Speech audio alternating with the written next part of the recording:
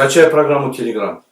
Она скачивается очень просто. Вам надо, если у вас Android, надо идти на Google Play.